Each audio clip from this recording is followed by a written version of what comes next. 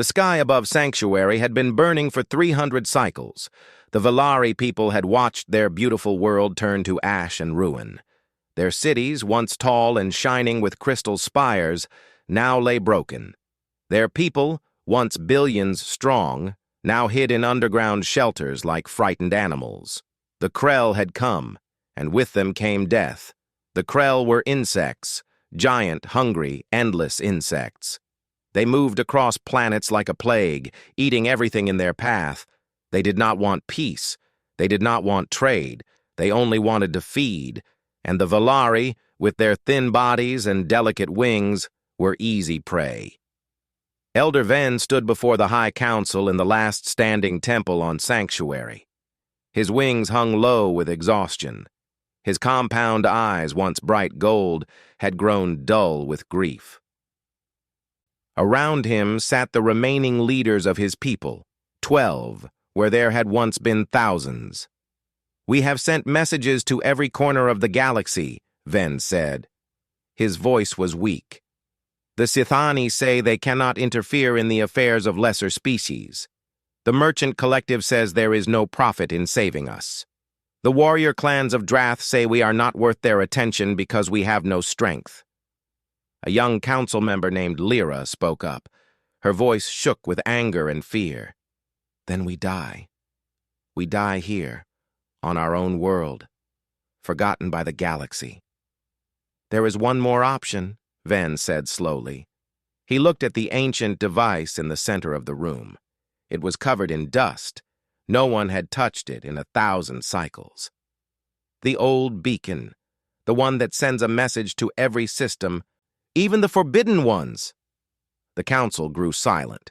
They all knew which system Ven meant. The third planet of the Sol system, Earth, the forbidden world. Every species in the galaxy knew about Earth. It was a death world, a planet so dangerous that simply living there required becoming a monster. The creatures that evolved there were nightmares. They had forward-facing eyes like predators.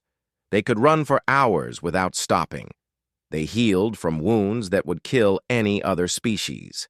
They ate the flesh of other animals and drank poison for fun. They had survived ice ages, plagues, and countless wars against each other. The humans were monsters. Every species agreed on this. That was why the galaxy had decided to leave them alone on their little world, hoping they would never reach the stars. But they had reached the stars. And now they waited out there, watching, building their fleets, growing stronger every cycle. "You cannot be serious," Lyra whispered. "The humans will not save us. They will eat us." "Perhaps," Ven replied. "But we will die anyway if we do nothing. At least this way we have a chance. Even monsters can surprise you." He pressed the button on the ancient beacon. A signal shot out into the darkness of space, carrying with it the desperate screams of a dying people. Far across the galaxy, on a small blue planet covered in clouds and water, the signal arrived. Admiral Park Tae-ho was 62 years old. He had served in the United Earth Defense Coalition for 40 of those years.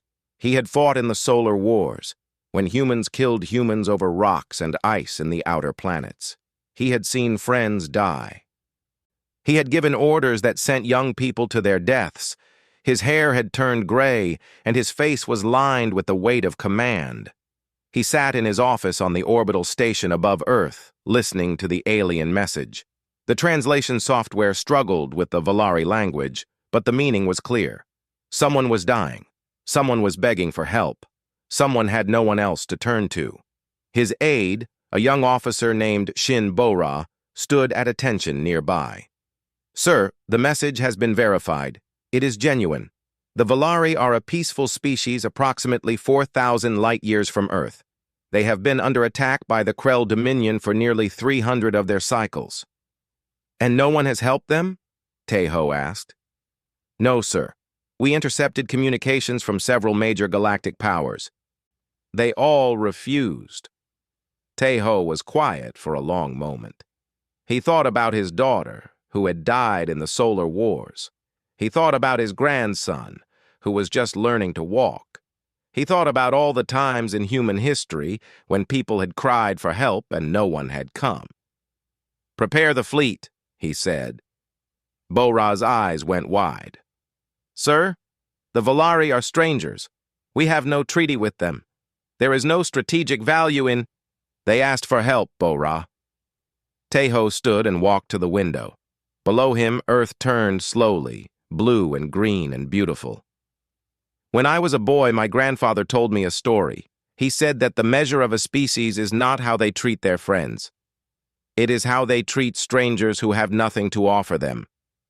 He turned to face his aide. "Prepare the fleet.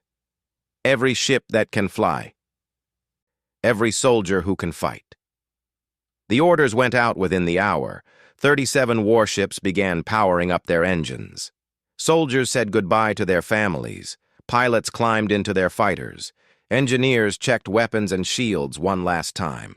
Commander Kim Yuna stood on the bridge of the carrier Indomitable. She was 40 years old, with short black hair and eyes that had seen too much death.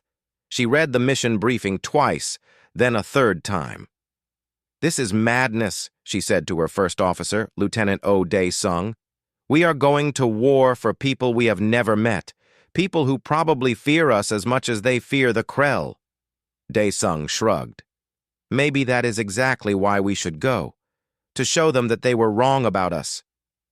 Yuna looked out at the gathering fleet, destroyers, cruisers, carriers, all bearing the flag of Earth, all crewed by humans, the monsters of the galaxy, the Deathworlders, the creatures that every other species feared.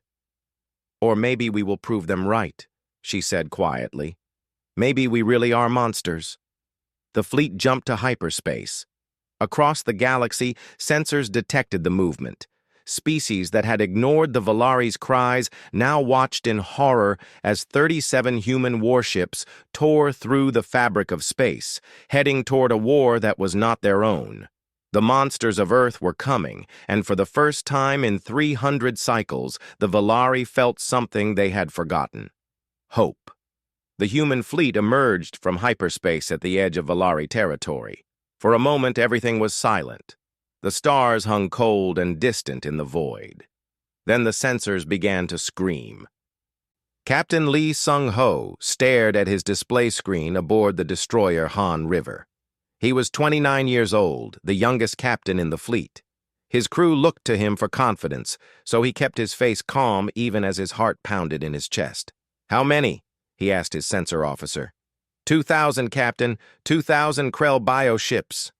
2,000. The human fleet had 37 vessels. Sung-ho did the math in his head and did not like the answer. The Krell ships were alive. They were not built in shipyards like human vessels. They were grown, bred, hatched from eggs the size of mountains.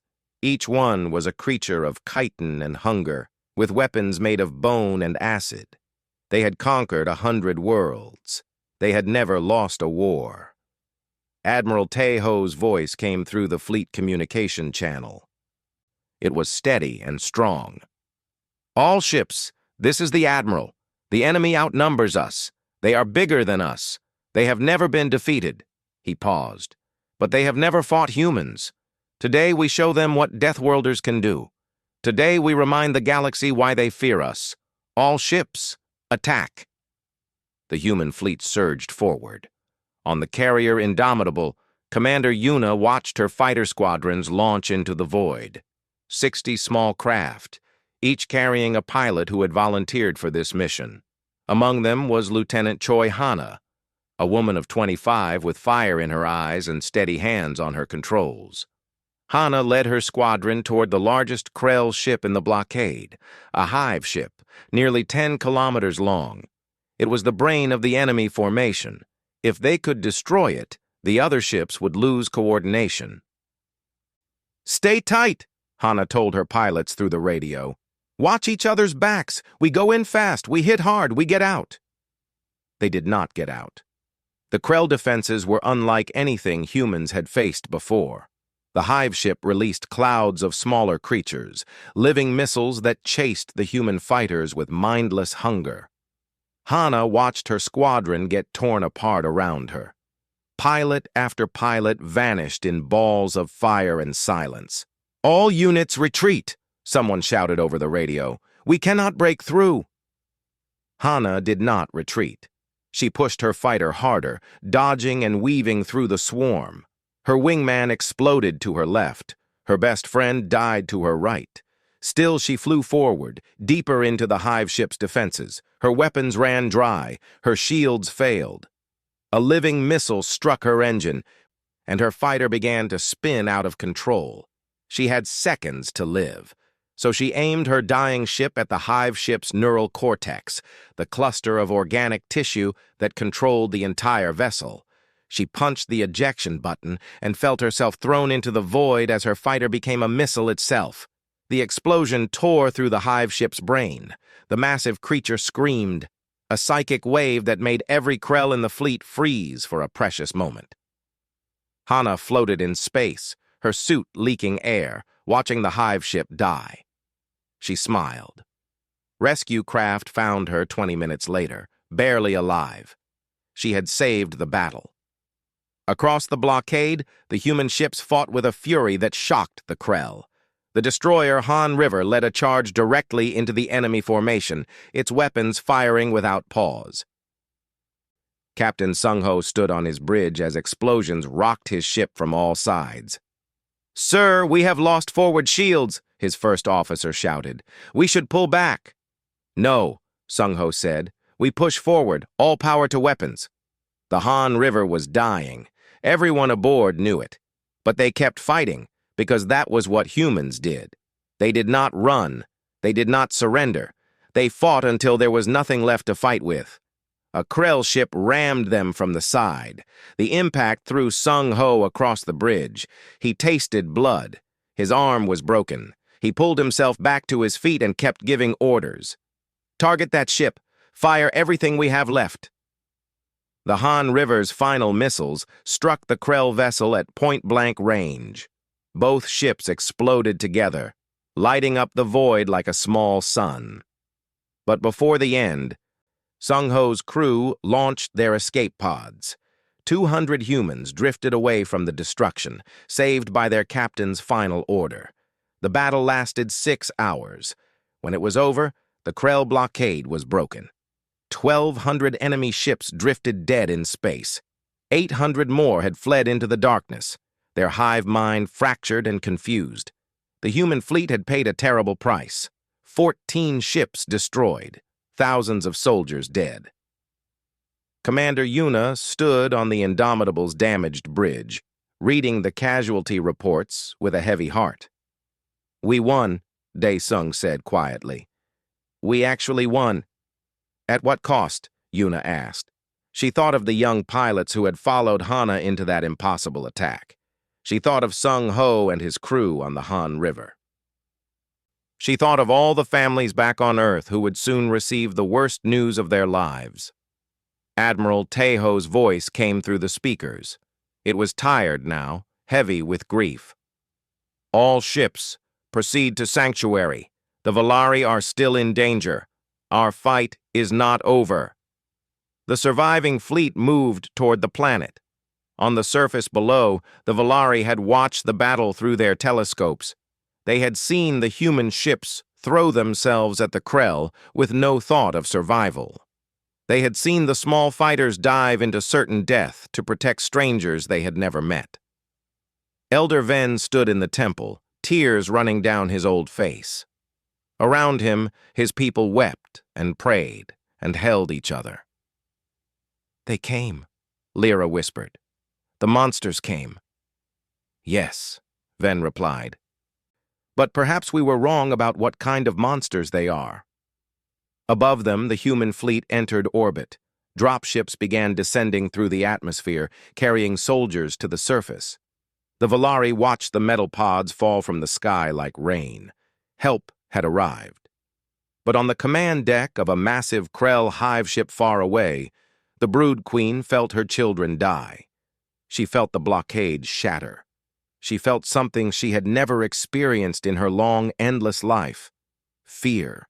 She screamed into the psychic void, calling her scattered fleets. The humans had won a battle, But the war was just beginning. The Brood Queen would come herself, and she would teach these Deathworlders that some monsters were bigger than others. The drop pods hit the ground with thunder and fire. Metal doors burst open, and human soldiers poured out into the ruined streets of the Valari capital. They moved fast, their boots heavy on the broken stones, their weapons ready in their hands. Sergeant Back Jay led his platoon through the smoke. He was 34 years old, built like a wall, with scars on his face from a dozen battles. His soldiers followed close behind, 20 young men and women who trusted him with their lives. "Stay sharp," Jay said through his helmet radio. "The Krell could be anywhere." The city was a graveyard. Buildings lay in piles of rubble. The streets were empty except for bodies. Valari bodies, thin and broken, their wings torn and crushed. Jay had seen death before, but this was different. These were not soldiers. These were families, children, elders. The Krell had killed everything that moved. Private Nam So Young walked beside him. She was 22, fresh from training, and her eyes were wide with horror. "Sir, why did they do this? The Valari were not a threat to anyone." "The Krell do not need a reason," Jay replied. "They eat. That is all they understand." They moved deeper into the city. Around every corner, they expected to find enemies. Instead, they found survivors, Valari hiding in cellars and tunnels, too afraid to come out. The aliens looked at the humans with terror in their compound eyes. Jay understood why. He was tall by human standards, and to the small Valari, he must have looked like a giant. His forward-facing eyes marked him as a predator. His thick muscles, his heavy armor, his weapons that roared like thunder, everything about him screamed danger. A young Valari female stepped forward from a group of survivors. Her wings were damaged, and she walked with a limp, but she stood before Jay without flinching. "You are the humans," she said. Her voice was soft, like wind through leaves. "You are the monsters from the Forbidden World." "Yes," Jay said. He did not try to hide what he was. "We came because you called for help." "Why? We have nothing to give you. We are weak. We are dying." Jay was quiet for a moment. He thought about his grandmother, who had survived the Great Famine on Earth when she was a child. He thought about his father, who had been saved by strangers during the Solar Wars. He thought about all the times humans had helped each other simply because it was the right thing to do. "Where I come from," he said slowly, "we have a saying, the strong protect the weak, not because they expect something in return, but because that is what makes us human." The Valari female stared at him with her golden eyes. She did not fully understand his words, but she understood his tone.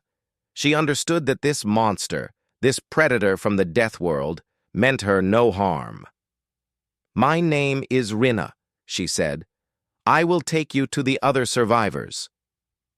They moved through the city together, humans and Valari, predators and prey, walking side by side for the first time.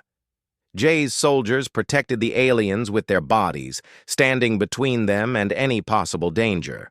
When a Valari child stumbled and fell, Private So Young picked her up and carried her without being asked. The child, no bigger than a human toddler, looked up at So Young with wonder.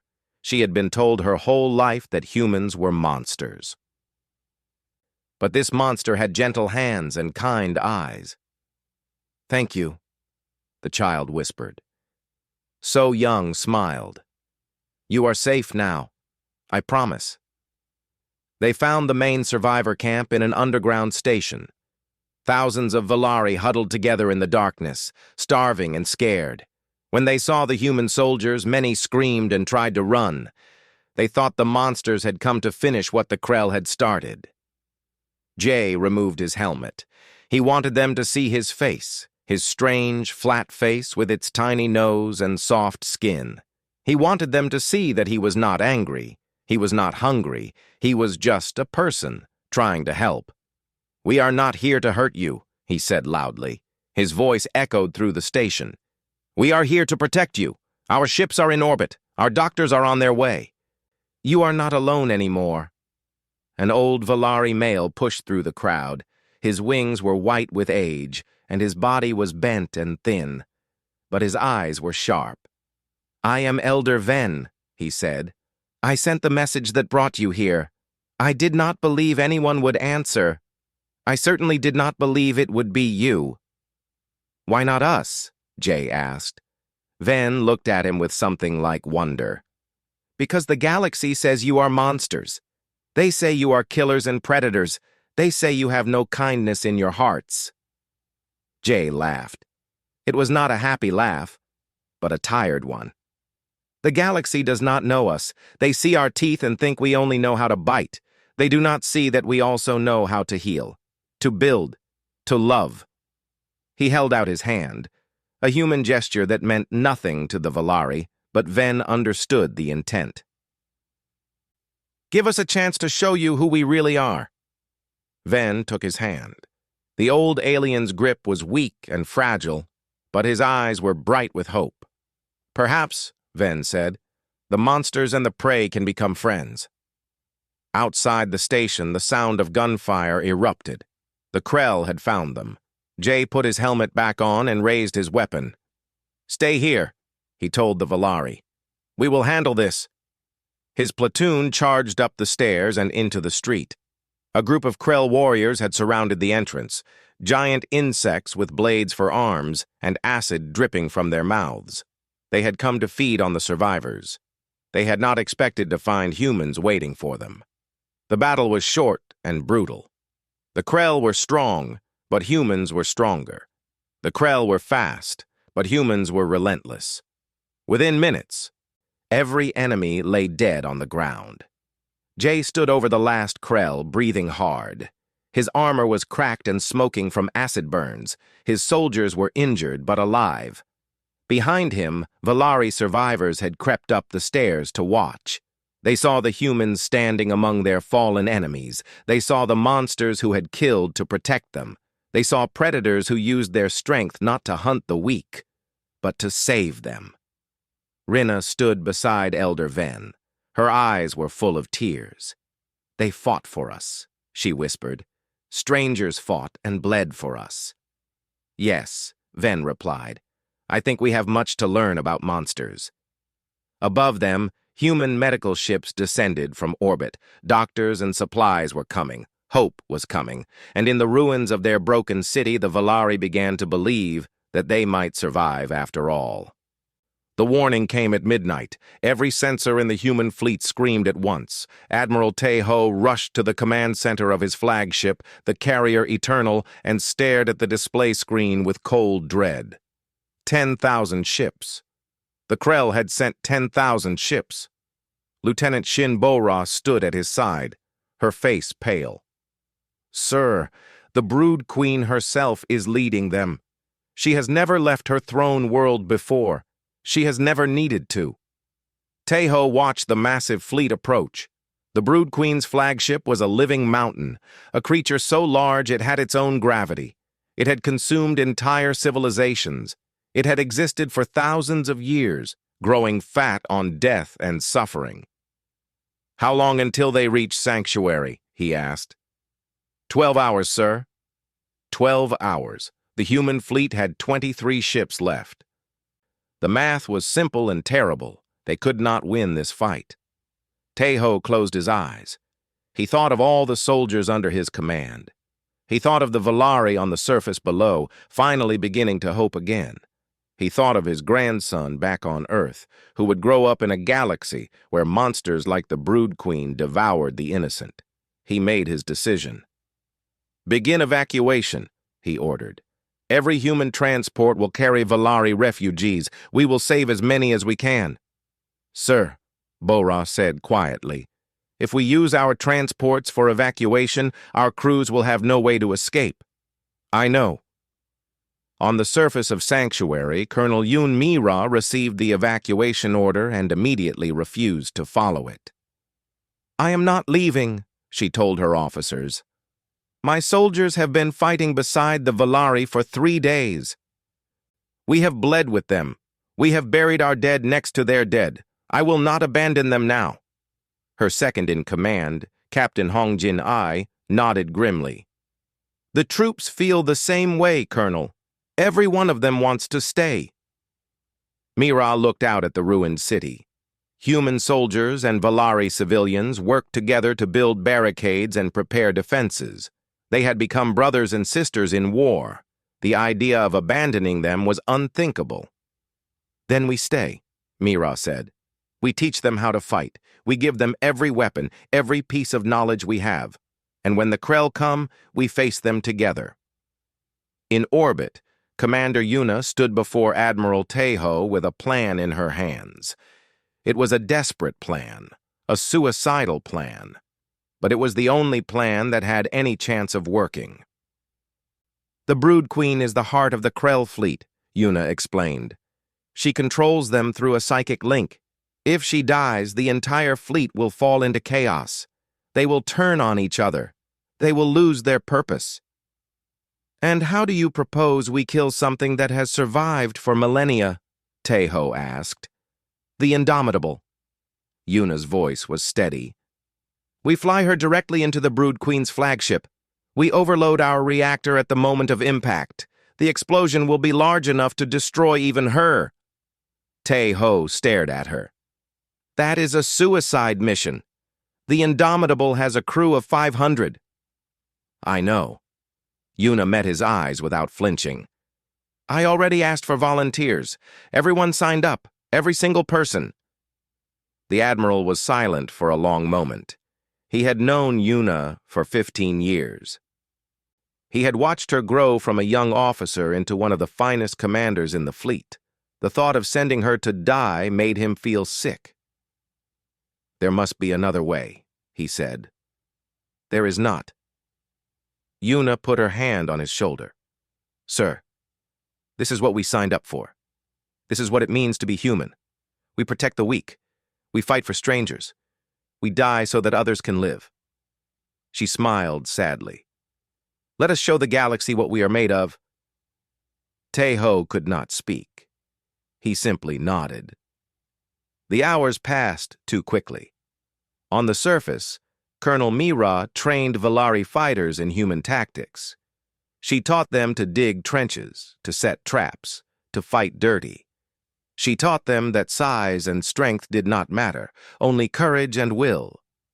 The Krell think you are prey, she told them. Show them they are wrong. Show them that even the smallest creature can have the heart of a predator. Elder Ven stood among his people, watching them transform. They had been peaceful for their entire history.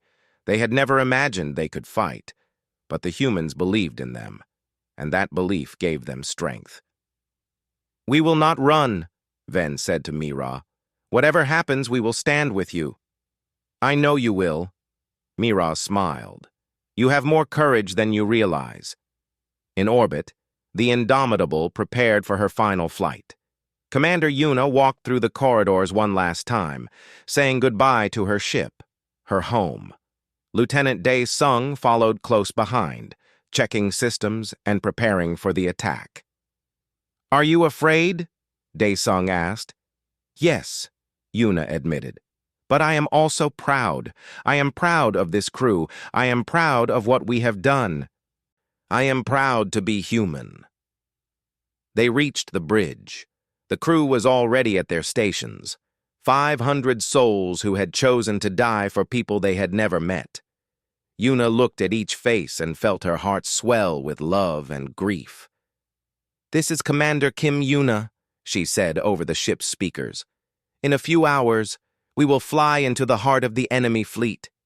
Many of you have families back home. Many of you have dreams you will never fulfill. I cannot promise you survival. I cannot promise you glory. She paused. But I can promise you this. What we do today will be remembered. The Valari will live because of us. The galaxy will change because of us. Our names will be spoken with honor for 1,000 years. Across the ship, soldiers and officers stood taller. Some cried, some prayed. All of them were ready. Humanity does not abandon the innocent, Yuna continued. Humanity does not bow to tyrants. Humanity does not go quietly into the darkness. Today we show the Brood Queen what happens when she threatens those under our protection. Today, we remind the universe why they call us monsters. The crew cheered. The sound echoed through the corridors of the dying ship, filling every corner with defiance and hope. Far away, the Krell fleet approached. 10,000 ships, led by a creature that had never known defeat. The Brood Queen felt no fear. She had crushed 100 civilizations. These humans were just another meal. She did not understand what was coming. She did not understand that the monsters of Earth were not afraid of death. They were afraid of failing to protect those who needed them. And that fear made them more dangerous than any creature in the galaxy. The Indomitable flew alone into the darkness. Commander Yuna stood on the bridge, watching the Krell fleet grow larger in her view screen. 10,000 ships spread across the void like a swarm of locusts. At their center, the Brood Queen's flagship waited, a living mountain of hunger and hate. Behind Yuna, her crew worked in silence. They had said their goodbyes. They had made their peace. Now, there was only the mission. "All power to engines," Yuna ordered. "Take us in." The carrier surged forward. The Krell saw them coming and sent hundreds of ships to intercept. But the Indomitable was fast, and her crew was determined. They dodged and weaved through the enemy fleet, taking hit after hit, but never slowing down. Lieutenant Dae Sung stood at the engineering station, his hands bleeding from emergency repairs. Every time a system failed, he fixed it. Every time a fire started, he put it out. He kept the ship alive through pure, stubborn will. "Hull breach on deck 7, someone shouted. "We are losing atmosphere." "Seal it," Yuna replied calmly. "Keep us moving." On the surface of Sanctuary, the second battle had begun. Thousands of Krell warriors landed in drop pods, eager to feast on the survivors. They found the humans and Valari waiting for them. Colonel Mira led the defense from a broken tower in the city center. Around her, human soldiers and Valari fighters stood side by side. They had no hope of winning. They only needed to survive long enough for Yuna's plan to work. "Hold the line," Mira shouted. "Do not let them pass." The Krell attacked in waves. They were strong and savage, but the defenders were stronger in spirit. Sergeant Bak Jay stood at the front, his rifle roaring without pause. Private So Young fought beside him, protecting a group of Valari children who could not be evacuated in time. A Krell warrior broke through the line and charged toward So Young. She was out of ammunition. She had no weapon left, so she picked up a piece of broken stone and threw herself at the creature, screaming with rage and desperation. Jay shot the Krell before it could reach her. So Young fell to the ground, exhausted and bleeding, but alive. "Stay down," Jay told her. "I will cover you." "I can still fight," she gasped. "I know, but let me protect you this time." In orbit, the Indomitable broke through the final line of Krell defenders. The Brood Queen's flagship filled the entire view screen now, a nightmare of flesh and bone and ancient evil. Yuna felt the ship shudder as more weapons struck them. The bridge was on fire, half her crew was dead, the reactor was ready to explode. "This is it," she said softly. "It has been an honor serving with all of you." Dae Sung looked up from his station. His face was burned, and his eyes were full of tears. "The honor was ours, Commander." Yuna smiled. She thought of her parents back on Earth. She thought of the Valari children she had seen in the refugee camps. She thought of all the people who would live because of what she was about to do. "All hands, brace for impact." The Indomitable struck the Brood Queen's flagship at full speed. For a single instant, everything was light and fire and glory. Then the reactor exploded. The blast was visible from the surface of Sanctuary. A new star was born in the sky, bright and terrible.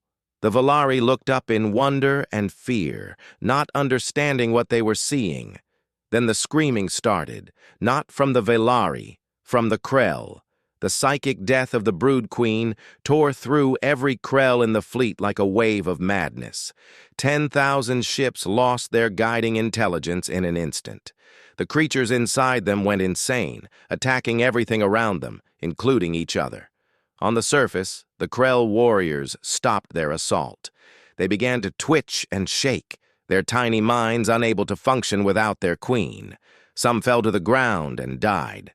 Others turned on their fellow warriors, tearing each other apart. Colonel Mira watched in stunned disbelief. "They are killing each other," she whispered. "It worked. By all the stars, it actually worked." The sky filled with falling lights, Krell ships burning as they crashed into each other or simply fell apart. The fleet that had seemed unstoppable was destroying itself. Sergeant J lowered his weapon. Around him, soldiers and Valari fighters stared at the chaos with tears in their eyes. They had won. Against all odds, they had won. But the victory tasted like ash. Jay looked up at the fading light of the explosion. He knew what it meant. He knew who had died to make this miracle happen. "Commander Yuna," he said quietly, "we will never forget." 3 days later, the last of the Krell had been driven from Valari space. The surviving human ships patrolled the system, protecting the planet while rescue operations continued. Admiral Tejo stood in the ruins of the Valari capital, attending a ceremony he had hoped would never happen. The Valari had built a memorial in the central square. A simple pillar of white stone, carved with names, human names. The names of every soldier, pilot, engineer, and crew member who had died defending Sanctuary. Commander Kim Yuna's name was first on the list. Elder Ven stood beside Tejo, his ancient body bent with grief and gratitude. "We cannot repay what you have given us," Ven said. "Your people died for ours. Your children died for our children. How can we ever honor such a sacrifice?" Tejo was quiet for a long moment. He thought of Yuna, who had been like a daughter to him. He thought of Captain Sung Ho and his brave crew. He thought of all the young faces he would never see again. "Remember them," he said finally. "That is all we ask. Remember that they came because you needed help. Remember that they stayed because they believed in you. Remember that being human means protecting those who cannot protect themselves." Ven bowed low. "We will remember. For as long as our species exists, we will remember." Across the galaxy, the news spread. Other species had watched the battle from a safe distance, expecting to see the humans destroyed. Instead, they saw something that changed everything. They saw monsters who bled and died for strangers. They saw predators who used their strength to protect the weak. They saw death-worlders who were not afraid of sacrifice. The Sithani, who had called humanity beneath their concern, sent messages of apology and admiration.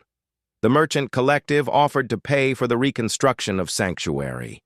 The warrior clans of Drath, who respected only strength, declared the humans worthy of their highest honor. But more importantly, something shifted in the hearts of 100 species across 1,000 worlds. They had ignored cries for help before. They had looked away from suffering because it was easier. Now they felt shame. If the monsters of Earth could show such compassion, what excuse did anyone else have? On Sanctuary, Sergeant J stood at the memorial as the sun set over the broken city. Beside him, a small Valari child held his hand, the same child he had rescued from the rubble on the first day. "What will you do now?" she asked. Jay looked at the rebuilding efforts around them. Human engineers and Valari workers labored together, raising new buildings from the ruins. Doctors treated the sick and wounded. Teachers gathered children for lessons under open skies. "We will stay," he said, "until you do not need us anymore." "What if we always need you?" Jay smiled. It was the first real smile he had felt in days. Then we will always be here. Above them, the stars came out one by one. Somewhere among them, the ashes of the Indomitable and her crew drifted through the void, 500 souls who had given everything for a people they had never known. They had called humanity monsters. They had feared the Death Worlders of Sol. But in the end, the monsters were the only ones who answered, and the galaxy would never be the same.